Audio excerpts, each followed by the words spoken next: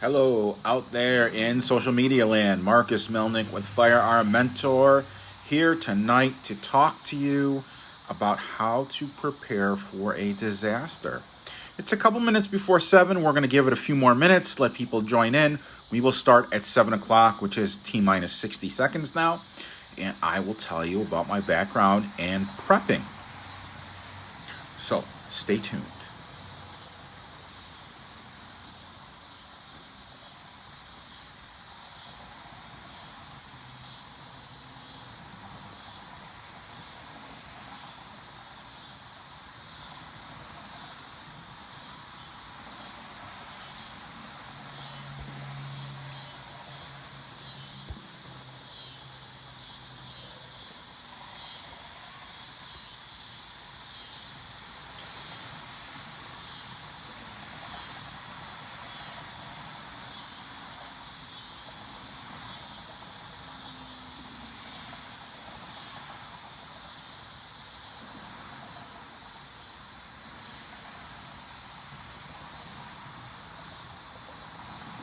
All right, everyone, it's 7 p.m. Marcus Melnick here with FirearmMentor.com.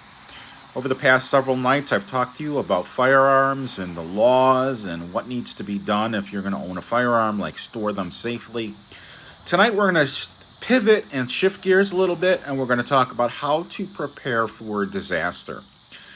And while you probably should have a firearm if you're going to prepare for a disaster, if that is your choice, tonight is not about firearms. It is about being a quiet prepper, meaning preparing for disaster. You basically have two options if there's a disaster.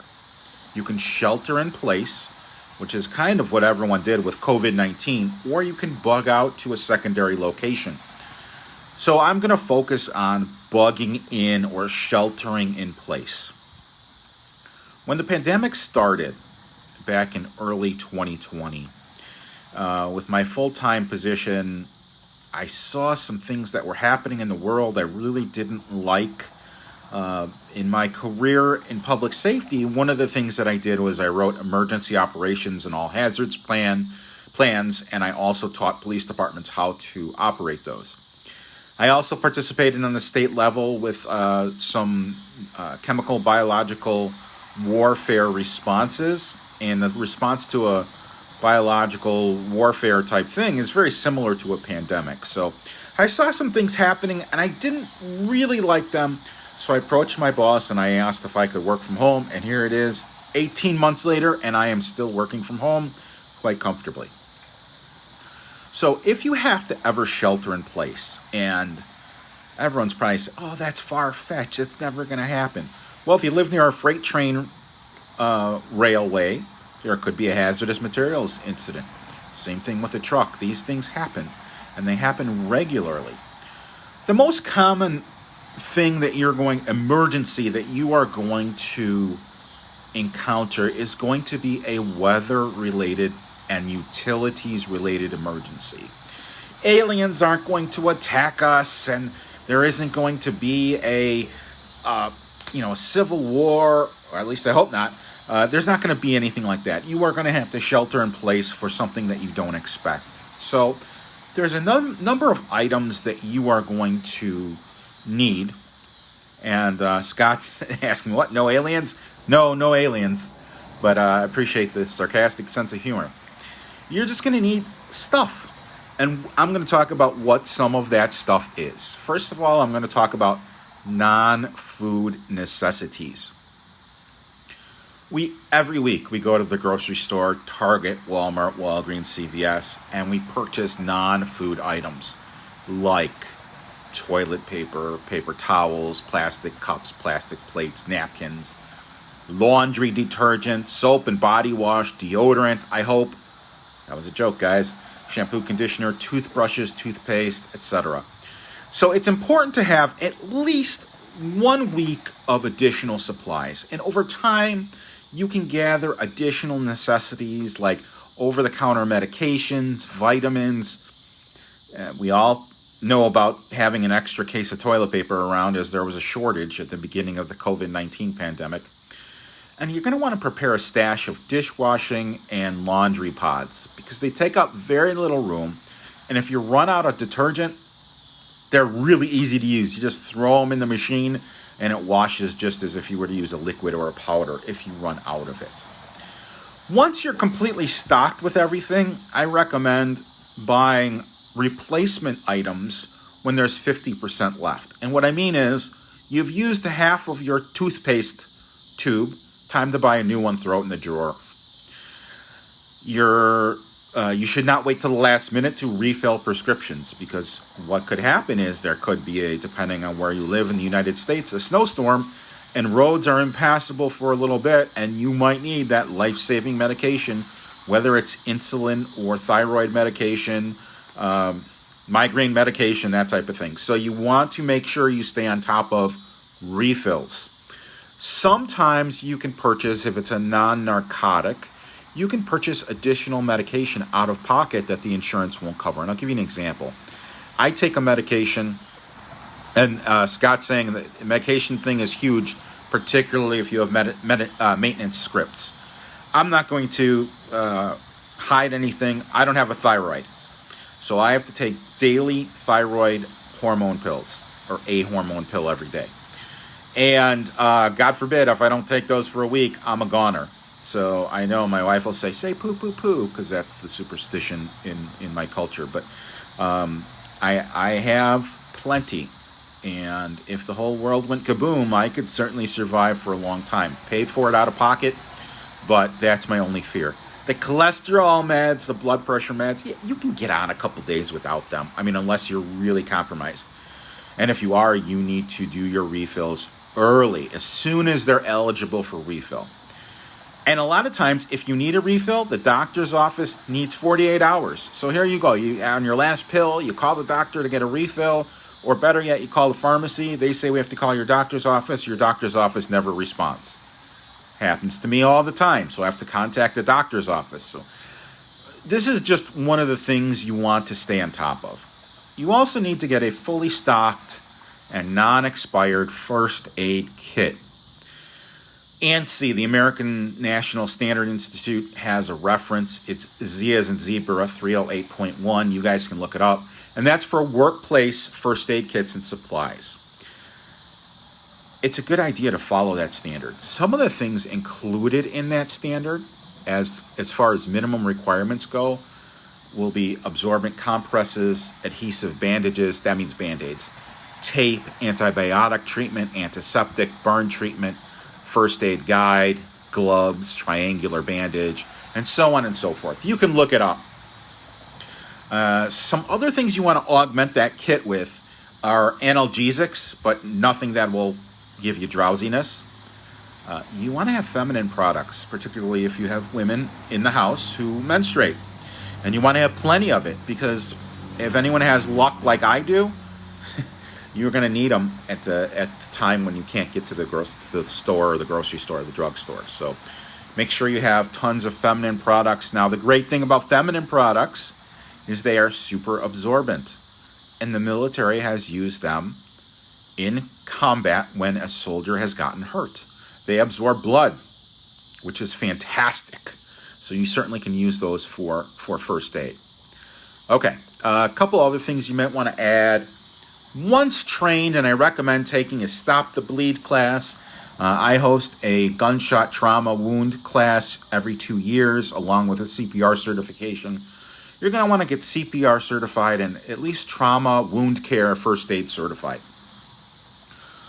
Once you trained, you can get a kit that has a tourniquet, quick clot, stop the bleed type things, chest seals, Israeli bandages, hemostatic bandages, etc. But you do need training to apply those. And then the refresher is every 2 years.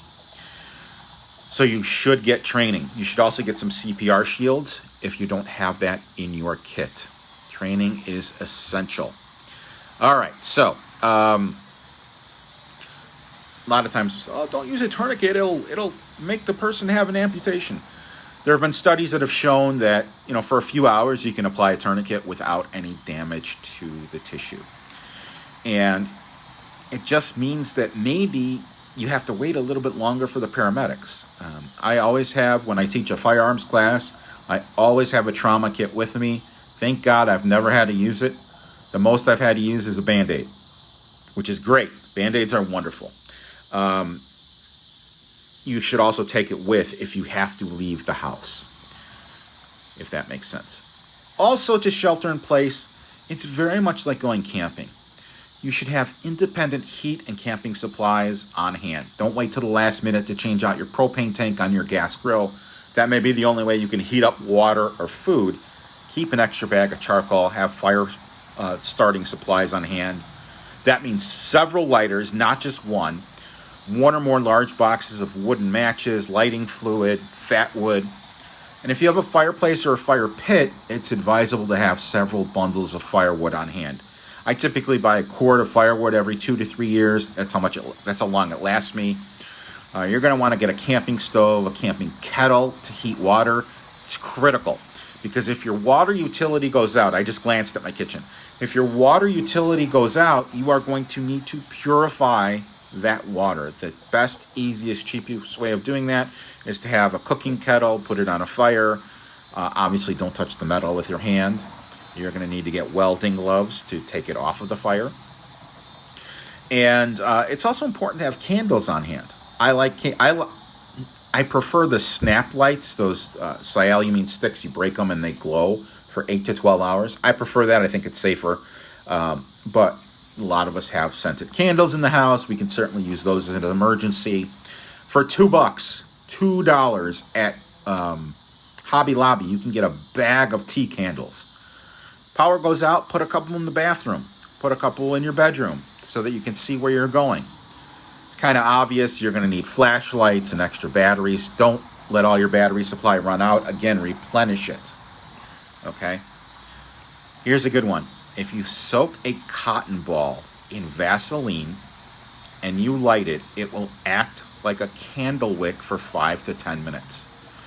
That's plenty of time to light dry combustibles. So if you don't have anything to start a fire, most people have Q-tips or cotton balls and Vaseline or some type of petroleum jelly. You can also use empty paper towel rolls and empty toilet paper rolls to start a fire. Emergency toiletries are extremely inexpensive. You need a bottle of generic baby shampoo. Baby shampoo? But I'm an adult. Why do I need baby shampoo? Hazardous materials teams use baby shampoo in case there's an exposure. You can get it in your eyes. It's not going to hurt you. So baby shampoo is kind of the go-to. Get a package of bar soap, generic set of multi-toothbrushes. It's $1 for 5 toothbrushes at Walmart. Throw them in the drawer. If you have a child and the child has a sleepover and the kid forgets his toothbrush, guess what? You got a package of toothbrushes.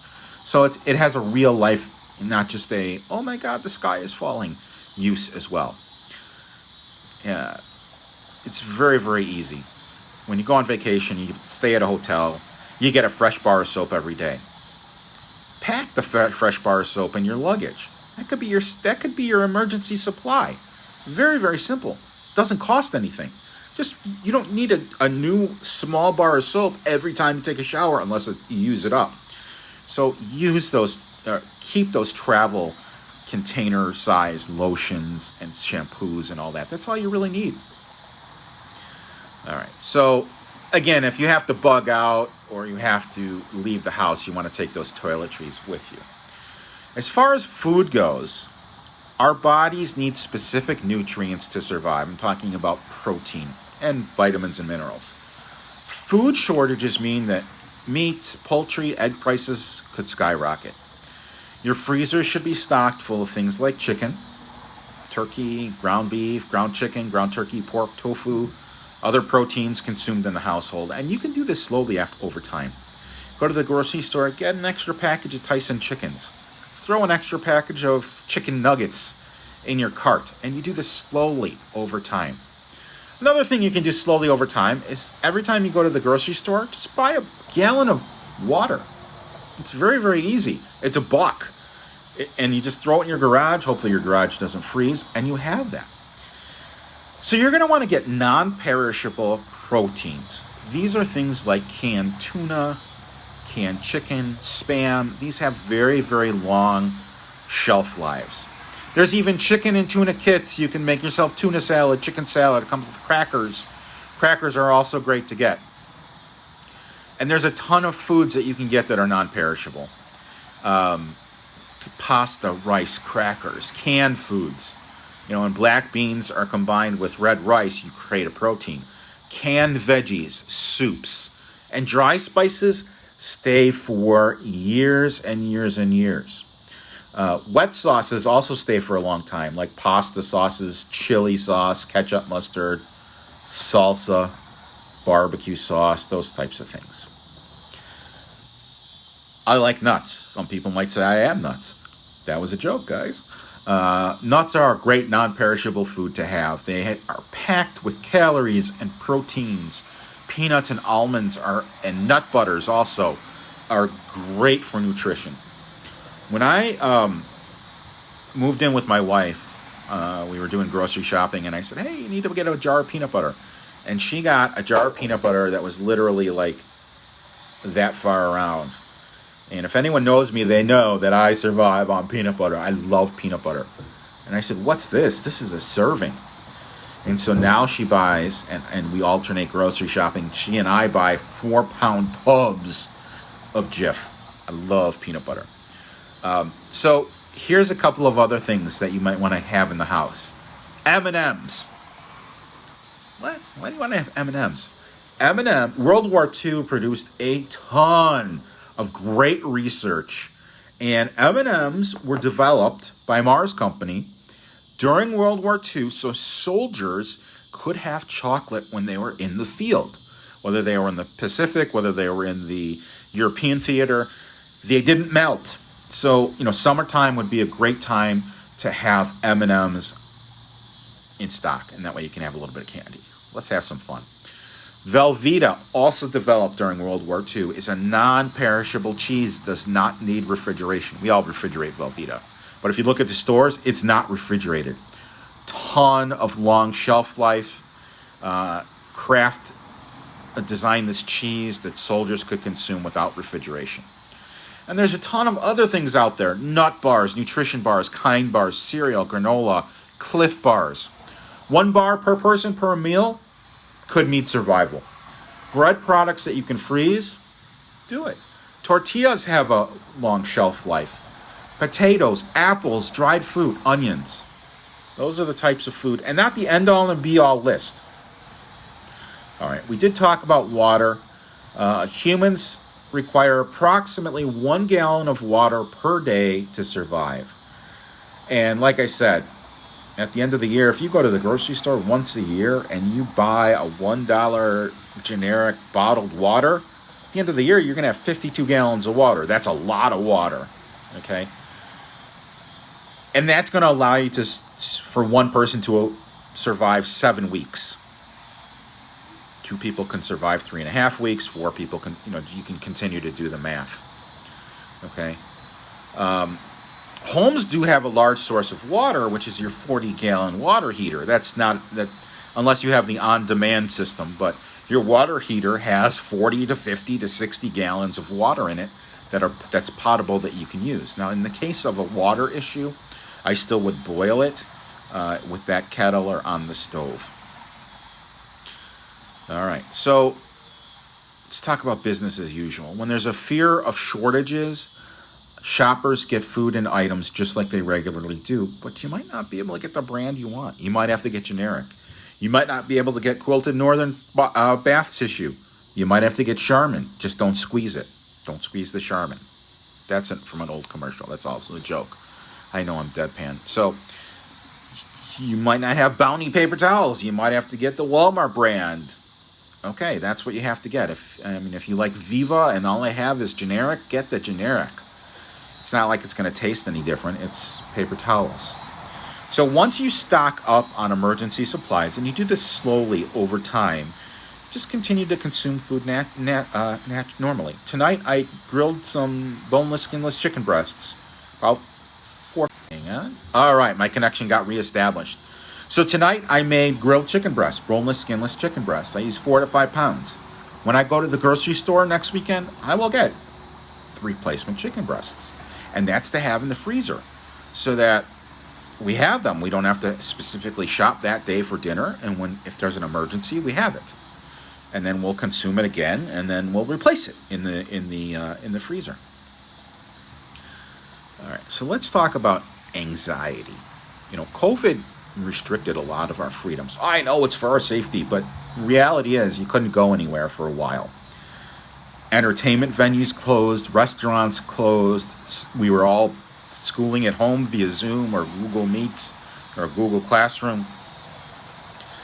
And a lot of people in the world already have anxiety, and this will even heighten it even more. And the way to manage anxiety is to focus on the positive. Do I have anxiety? Of course, I'm a human being. Everyone has anxiety. It's hard to focus on the positive, but do that. Get a partner who will say, wow, you know something? We have to shelter in place, but we're with family. You can make new traditions and new activities. For example, it's a good opportunity to teach your children how to cook, how to bake, how to do laundry. I mean, kids aren't given these skills these days. So having them do that. Now, one of my kids tonight, he's doing a school project where he has to do a load of laundry. That's a great learning experience. And if you're sheltering in place and there's not much to do, it's a great opportunity. I'm sure the kids will be very excited to learn how to put laundry and laundry detergent in. That was a little bit of sarcasm, but it's a skill that they're going to need to have in life. You got bananas, you didn't eat them? Because one day the kids say, I love bananas, you buy 4 bunches, and then they say, I hate bananas. So they will over-ripen, use that to your advantage. Make banana bread, throw chocolate chips in it, then the kids will eat it. You just disguise it as something not healthy. You can make fun foods. Fun foods, I have a ton of packages of dehydrated camping food, like eggs and fajitas. And all you got to do is take that cooking kettle, put it on the fire, pour it into the package, and boom, you got instant eggs. You can do that outside. You can set up a tent outside. We're going to tent. Use beef jerky. You can make beef jerky. Another fun thing you can do is Jiffy Pop. You can actually see the aluminum foil expanding as you put that on the fire. I can never quite get Jiffy Pop right. It always burns, but it's fun to make, and then you eat it anyway. All right, we talked about Chem Lights and Snap Sticks. They have a long shelf life. Children love them. When my kids were younger, I always had a lot of them. I would say, all right, you get one when you go to bed really nice, and they would get one. I'd snap it. It would light up. Or I'd have them blow on it. Well, I blow on this, and I'd snap it, and it would light up like they thought they were doing it. They were really little. Board games are great. Sometimes internet will go in and out. Your cable might not work. A lot of us are on VPNs, and a lot of us are on internet for our phone service, for our cable service. And if that goes out, what are you going to do? Sit there? You might not have a book to read, but typically people have board games in their house. A good idea to have a couple deck of cards. You can have video game systems that are handheld. I can't think of what it's... The Nintendo Switch is one of them. That's just what came to mind. And if these ideas are not enough to calm an anxious person, it might be time to talk to a physician about getting an anti-anxiety medication. Even if it's temporary. It's not going to take away your rights. It's not going to take away your firearms rights. It's going to make life a lot easier for you to live. Mental health professionals are also available via telehealth. And God forbid someone uses cannabis or CBD oil. That does calm people down. All right, next topic, we're going to talk about safety and security, which is the utmost importance. There are a multitude of situations that require safety equipment. Now, we just saw that. We continue to see that with mask mandates. That's safety equipment. For a while, I was wearing gloves when I went out because we really didn't know about how COVID was transmitted, so I wore gloves. And now when I go to the gas station, because that stuff's disgusting, I wear gloves when I pump gas. People look at me like I'm funny, or like I am funny. But people look at me like I'm strange. I might be a little strange too. But the reality is you need to protect yourself. You want to get, N95 masks are great to have. Do you have to use them? No. But, if there's a chemical leak and you got to get to your car, It can filter out some of the pathogens. There are very serious people that end up getting gas masks. Military surplus gas masks are not what to get. They're not reliable. They could have broken seals. They're old. You don't know if they've been sitting in an unheated warehouse, if the canisters or filters work, if the lenses are scratched. It's unknown if the masks were worn or unissued, and rubber degrades depending on the storage method. So there's no way to know how these masks were stored. A new purchase is always recommended. And a lot of people in California will understand this. Widespread fires may require people to be their own fire department. You need to have fire extinguishers where there are independent heat sources in your home. That means the kitchen, the laundry room, utility room, and garage. At least that's my house. I don't typically use area heat or space heaters unless I'm actually in the room. And so, along with preparing for fires, smoke, carbon monoxide, you need to test your smoke detectors twice a year, typically doing daylight savings time. And then you can also buy smoke hoods, which is like a plastic bag. It's not really a plastic bag, but it's a plastic bag you put over your head with canisters, and it filters out smoke. That's great to have to escape from a fire, or, who knows, a kitchen fire, burning food. Independent lighting is also advised. That means flashlights and batteries and candles. And for those interested in firearms, it's important to have the correct firearms on hand for self-defense and possibly hunting. Each person is different. It's recommended to have a handgun in what I will call a law enforcement caliber, which are things like 9mm, 40 Smith & Wesson, 45 ACP, 38, 357. And 3 long guns are recommended: a shotgun, a .22 rifle, and a military caliber rifle such as a .223, 5.56, 7.62 millimeter, or any hunting caliber. Training and practice are of the utmost importance. I realize that ammo is very expensive today. I do teach an advanced concealed carry class where we learn how to shoot with movement. I just completed one this weekend. We'll have another one after the first of the year, 2022, where people come and they can engage multiple targets, actually draw from concealment over and over again, practice malfunction drills, and move while shooting. It's a fantastic class. I had one guy in the class very, very nervous at the beginning. By halfway through, super confident, because he's repetition. You practice the way that you play. I also recommend having at least 1,000 rounds of ammunition per caliber if affordable. Here's the secret on ammunition. Buy it 2 years into a presidency and buy a lot of it. Every year that a president gets elected, and it doesn't matter, Republican, Democrat, we haven't had an independent, but ammo prices and gun prices go up because there's a fear that whoever gets into office is going to implement. All right, we are coming up. We got 3 minutes left.